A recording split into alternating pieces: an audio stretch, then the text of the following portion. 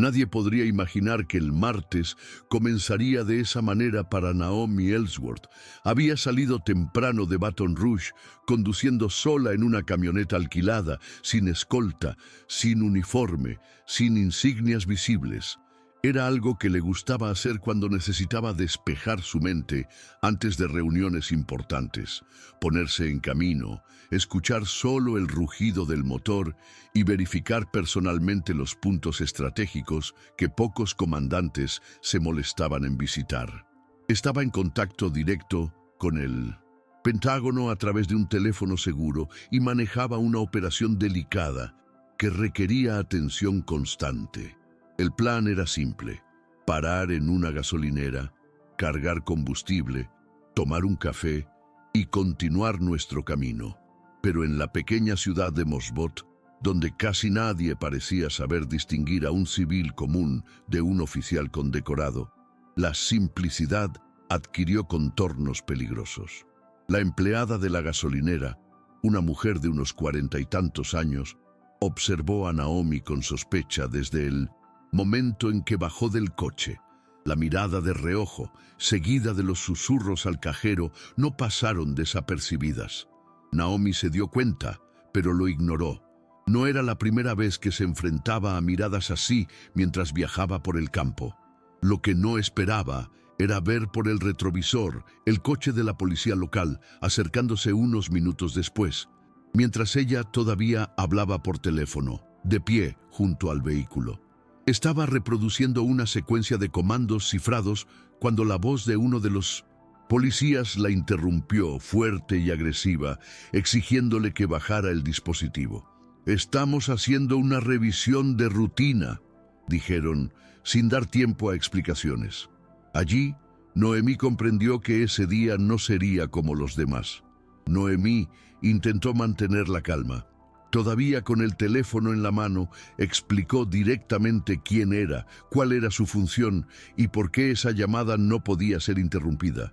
Pero los dos policías, uno más joven, visiblemente nervioso, y el otro con la expresión endurecida de quien ya ha decidido el resultado, no parecían dispuestos a escuchar. Presentó su identificación militar, mostró sus credenciales de autorización de seguridad nacional, pero nada de eso pareció hacer la diferencia. El policía de mayor edad le arrebató brutalmente el teléfono de la mano y lo arrojó al suelo. «Se está resistiendo a un enfoque legal», dijo, como si hubiera memorizado la frase para justificar lo que haría a continuación.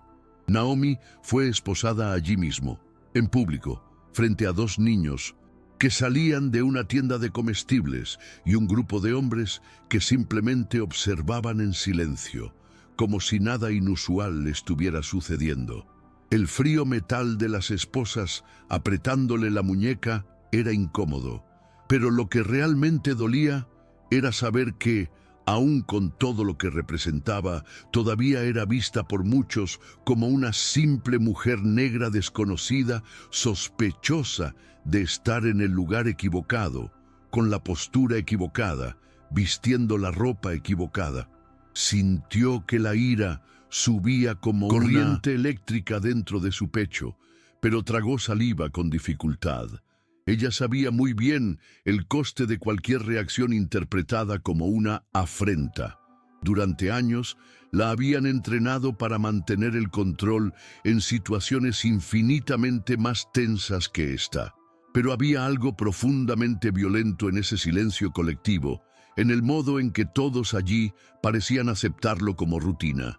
Una llamada telefónica cortada, una mujer detenida sin justificación, y ninguna voz se alza para decir, «Espera, esto está mal». Dentro del coche, Naomi permaneció en silencio. Su respiración estaba contenida, su mirada fija en la ventanilla lateral, como si tratar de comprender ese momento fuera una tarea posible. Los policías no hablaron mucho, pero intercambiaron miradas y susurros que ella podía oír con el rabillo del ojo. La radio de la patrulla crepitaba con mensajes que ella, por costumbre, trataba de descifrar, aunque no era parte del protocolo. Ella sabía que el Pentágono ya estaría tomando medidas. Una caída en la señal de un teléfono seguro durante una llamada activa desencadenaría una cadena de respuestas automáticas. Pasaría cuestión de minutos antes de que notaran su ausencia. Pero eso no la tranquilizó. El daño ya estaba hecho. La humillación pública, la pérdida momentánea de control, el riesgo expuesto y, quizá lo peor de todo, la conciencia de que ese episodio podría haber terminado de una manera aún más trágica, como tantos otros que conocía de cerca, pero que intentaba no cargar con él todos los días. Cuando llegaron a la comisaría, la situación rayaba en lo absurdo.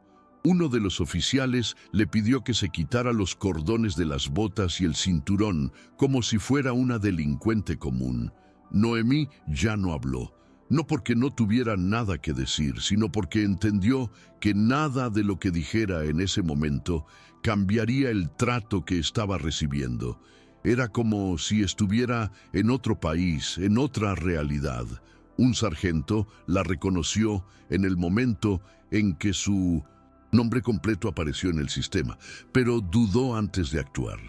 ¿Estás seguro de que es ella?, preguntó a una colega, sin mirarla directamente. Era como si su presencia allí desafiara su lógica, como si fuera imposible que aquella mujer de sencilla camiseta, vaqueros y pelo recogido en un moño apresurado fuera la misma que comandaba operaciones confidenciales en los 5 continentes. Fue entonces cuando el teléfono del mostrador sonó con insistencia y la dependienta, que hasta entonces se había mostrado desinteresada, cambió de postura al oír quién era el que estaba al otro lado de la línea. En pocos minutos, la pequeña comisaría se convirtió en un centro de tensión. Al otro lado de la línea, los superiores empezaron a gritar órdenes y el nombre de Naomi empezó a repetirse con urgencia y miedo. Los 2 policías que la detuvieron intentaron en vano mantener la autoridad, pero estaban visiblemente desorientados. Uno de los jefes de la policía local llegó a toda prisa, sudando, con la corbata torcida y expresión de pánico, tratando de disimular el desastre.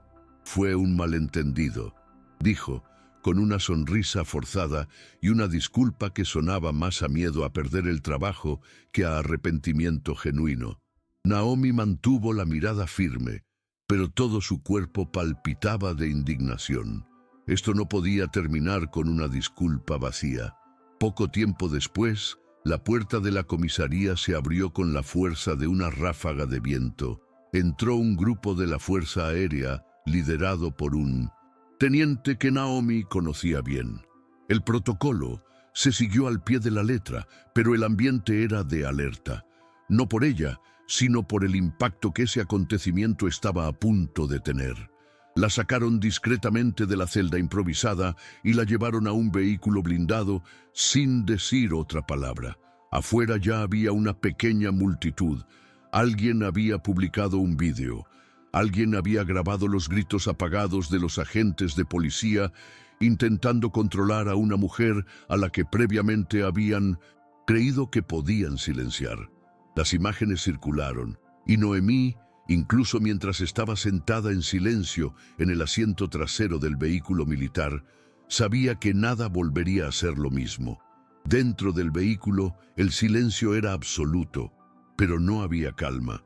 Naomi mantuvo la columna recta, las manos sobre las rodillas y la mirada fija hacia adelante, como si estuviera de nuevo en un teatro de guerra. Pero no se trataba de una zona de combate en Oriente Medio, ni de una operación clandestina en 1909. Suelo extranjero. Era Luisiana, era su hogar, y eso dolió de una manera más profunda. Pensó en cuántas veces había hablado ya de justicia, de jerarquía, del valor de las instituciones. Pensó en cómo había enseñado a los jóvenes soldados a confiar en el sistema, el mismo sistema que esa mañana le había fallado de la manera más básica posible. El teléfono todavía estaba destruido. La operación había sido interrumpida y su dignidad, aunque intacta por fuera, había sido destrozada por las frías esposas y las miradas llenas de desdén. Cuando llegaron a la base más cercana, Naomi fue llevada directamente a una sala de comando, donde oficiales y ayudantes la estaban esperando. Lo primero que hizo fue informar el estado de la misión abortada, recuperando, con precisión militar, los datos sensibles que se habían perdido en la llamada. Era como si su mente estuviera dividida en dos bloques, el de la mujer herida y el del incansable general. Ella no quería hablar aún del arresto. No allí. No, con esos ojos puestos en ella. Pero yo sabía que el tiempo de la exposición había comenzado. En menos de una hora, la prensa ya estaba intentando contactarnos. El vídeo ya circulaba en las redes sociales, y la duda que flotaba en el aire, incluso entre los aliados, era incómoda. ¿Cómo le pasó esto? Pero la pregunta más verdadera era otra. Si le pasó a ella, ¿qué no les pasa a quienes no tienen ese uniforme?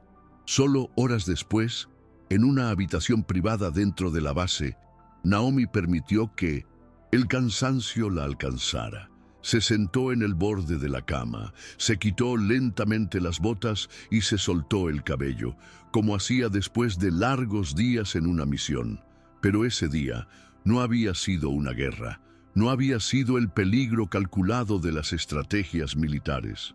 Era algo más íntimo, más cruel, porque era doméstico, cotidiano, arraigado. Lloró sola, en silencio, como siempre lo hacía cuando no podía mostrar debilidad. No era orgullo herido, había aprendido a sanarlo. Fue por la soledad que cargaba, sabiendo que, incluso en la cima de la estructura que juró proteger, su piel todavía era vista como una amenaza. Había algo profundamente devastador en ser invisible e hipervisible al mismo tiempo.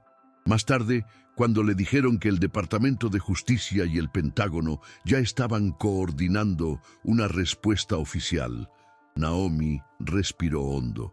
Pero no hubo alivio, solo la anticipación de lo que estaba por venir. Ella sabía que ese incidente se convertiría en un símbolo, no porque ella quisiera, sino porque era inevitable. Y los símbolos, ella lo sabía bien, llevan el peso de la colectividad. Con cada compartimiento del video, con cada comentario de incredulidad o indignación, sentía que el impacto se expandía. Sus colegas de alto rango comenzaron a enviar mensajes discretos, llenos de cariño y palabras diplomáticas. Pero ninguno de ellos sabía lo que era quedar reducido al silencio en la calle de un pueblo pequeño, por alguien que decidió ignorar todas las señales de quién eres.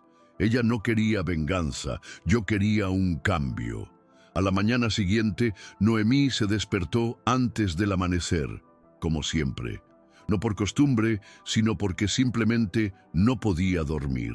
La mente repasó cada detalle del día anterior con dolorosa precisión.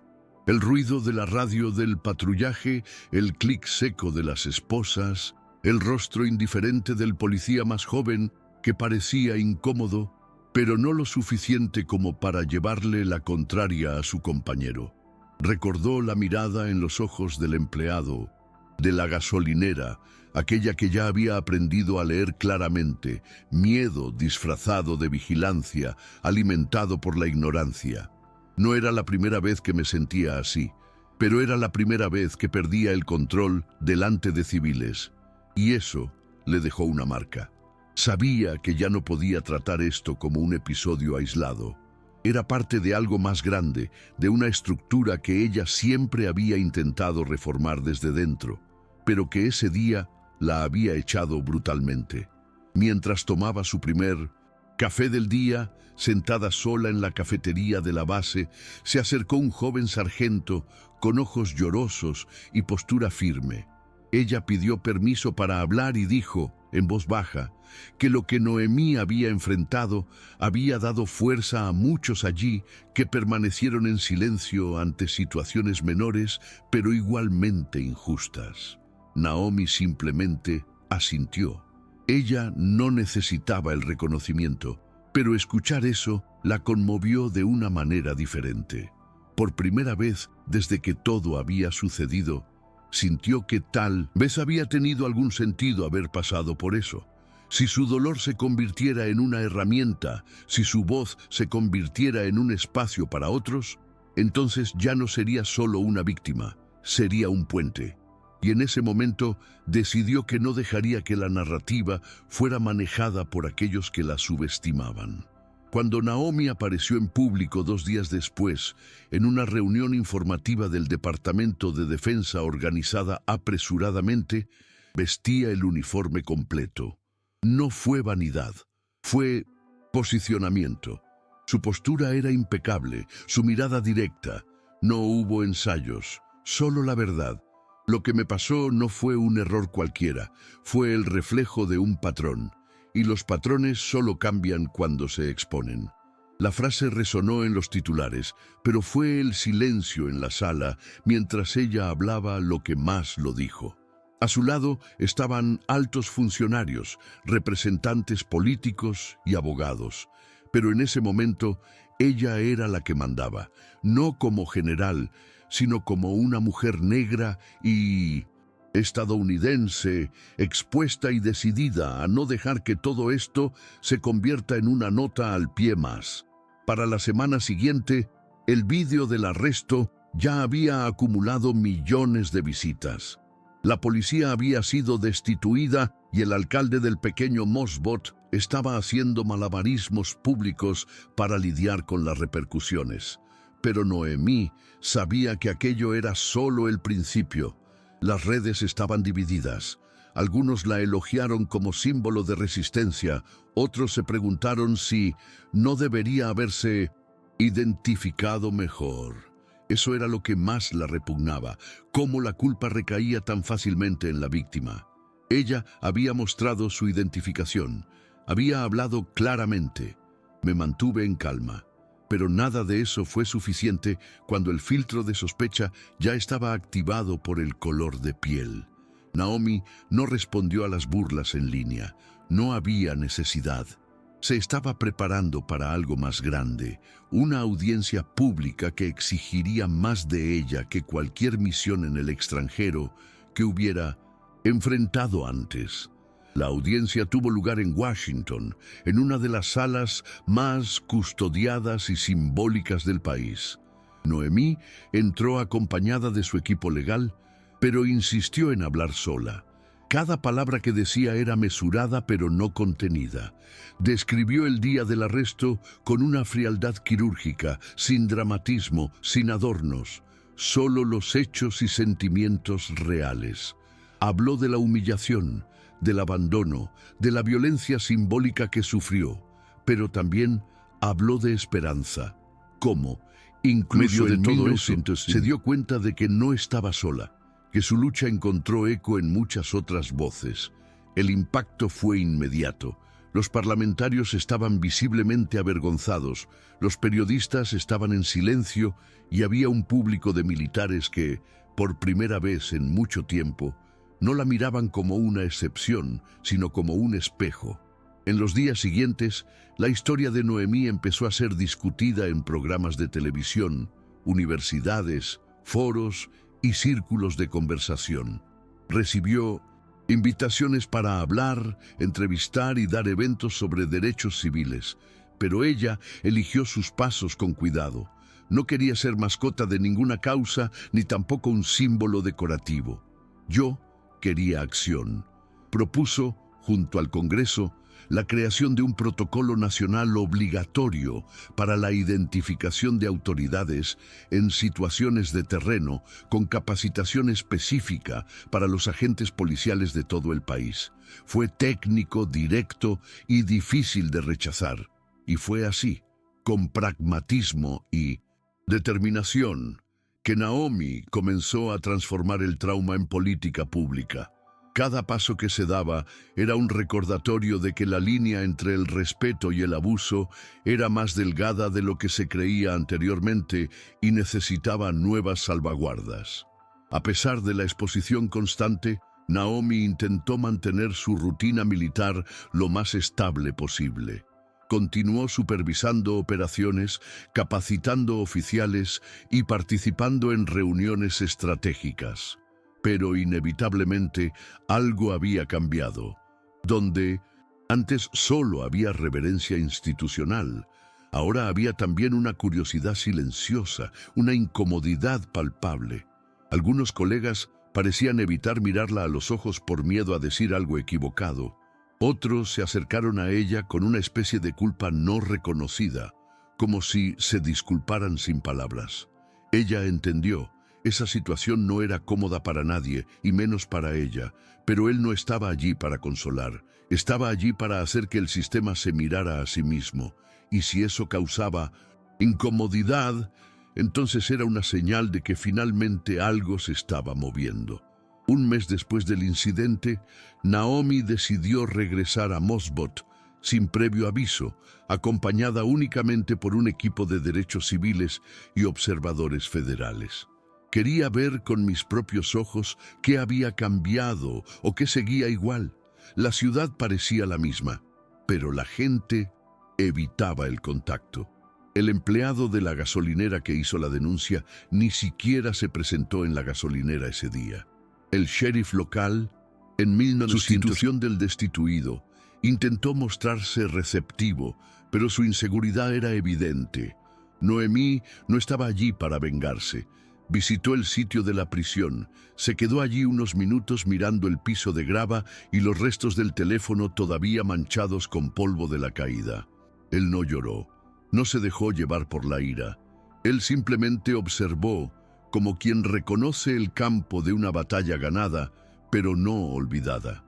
Apenas unos días después de esa silenciosa visita, Naomi fue invitada a hablar en una ceremonia de graduación en West Point, la misma academia militar de la que, décadas atrás, fue una de las pocas mujeres negras en graduarse. Subió al escenario con la misma postura de siempre, erguida, contenida y poderosa. Pero su voz, esa noche, tenía algo diferente. Habló de disciplina, de honor, de servir a la patria con dignidad, pero sobre todo, habló de la verdad.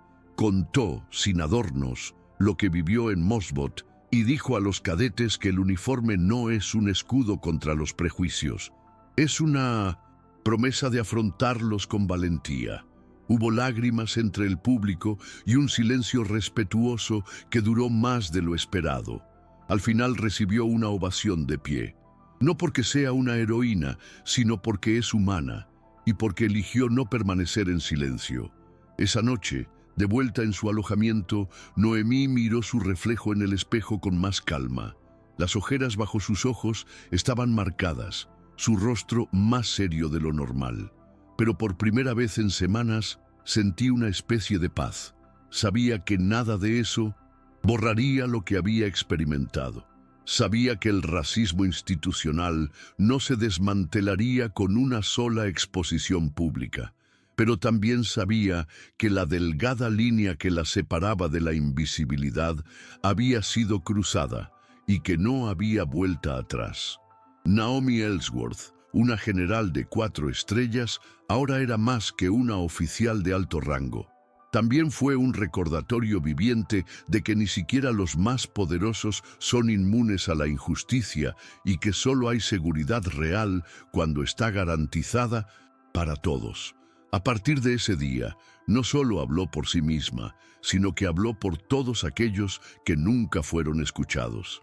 Meses después, Naomi se unió a una junta de revisión de conducta policial vinculada al Departamento de Justicia, algo que nunca pensó que haría durante su carrera militar. Pero allí, sentada entre civiles, activistas y expertos en seguridad, encontró un nuevo campo de batalla, menos ruidoso, pero igualmente decisivo.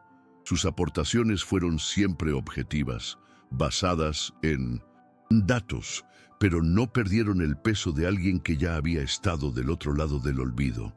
Poco a poco, su figura comenzó a ser reconocida no solo como símbolo de superación, sino como agente activo de cambio. Personas de todo el país comenzaron a escribirle cartas, correos electrónicos, notas, contándole historias similares, pidiéndole consejos y agradeciéndole su valentía. Naomi leyó cada uno de ellos. Algunas le hicieron llorar, otras la enojaron, pero todas reforzaron la certeza de que su camino había cambiado y estaba lista para seguirlo hasta el final. Ese día en concreto, el día de su injusto encarcelamiento, algo dentro de ella se había roto. Pero también fue ese día que nació una nueva versión de sí misma, más firme, más clara, menos dispuesta a tragarse el silencio institucional. Noemí no romantizó lo que experimentó. A veces todavía me sentía enojado. Todavía recordaba el frío suelo del coche de policía, las esposas apretadas, la sensación de impotencia. Pero ahora, cuando pensaba en ese momento, lo que prevalecía ya no era el dolor. Era seguro que nadie, ni siquiera un general, debería pasar por eso. Y mientras hubo alguien dispuesto a transformar el dolor en voz, en ley, en movimiento, hubo esperanza. Naomi Ellsworth continuó sirviendo al país, pero ahora su misión era diferente: lograr que, para los que vinieran después, ya no fuera necesario demostrar su valía tantas veces, solo existir con dignidad.